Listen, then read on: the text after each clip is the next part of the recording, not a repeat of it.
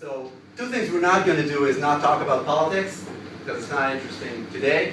And another thing, I'm an economist, so I'm not going to bore you with figures and graphs about the industry. There are tons of those online. I want to talk more about the social part of the industry. So what I'm going to do is describe this part, which is Israel's startup sector. But as you'll know, you're involved with the Federation, but you all have a mutual friend called Average Joe. And if you want to talk to him about Israel's startup sector, his first question would be, why should I care?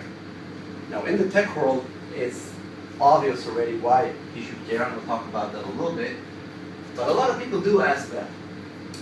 And so I need to answer this question before we get into that. I'm going to do a small SWOT exercise on Israel, SWOT being strengths, weaknesses, opportunities, and threats, because I want to show you also some bad parts that we have here, not only in high-tech, things that are threatening the future of this place economically. And then I'm going to conclude. All right. So I introduced myself a little bit in the beginning, for those of you who talked to me on the bus. My name is Assaf, Luxembourg. I'm 29 years old, born and raised in Israel. I've been experiencing a lot with marketing, also a lot with marketing Israel abroad. I studied at Hebrew in Jerusalem, and worked for TheHive, which I'm sure you all know. I worked for the Israeli government, the Ministry of Finance, dealing mostly with foreign diplomacy, meaning the Israeli economic diplomacy overseas, also in the business of high-tech. I worked at StartupNation, which is right across the street in Tel Aviv University. It's also a place that helps entrepreneurs in a very different model. I'll talk about these models in a few minutes.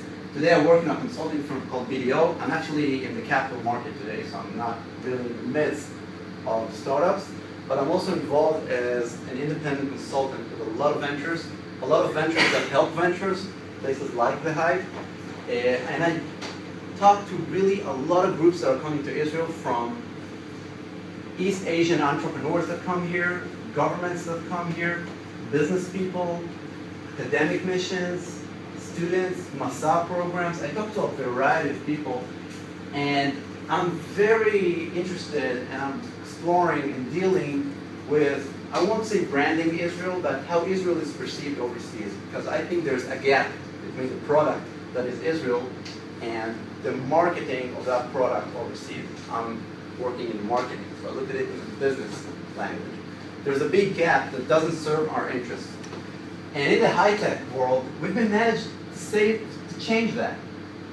Anybody here hasn't heard of that book?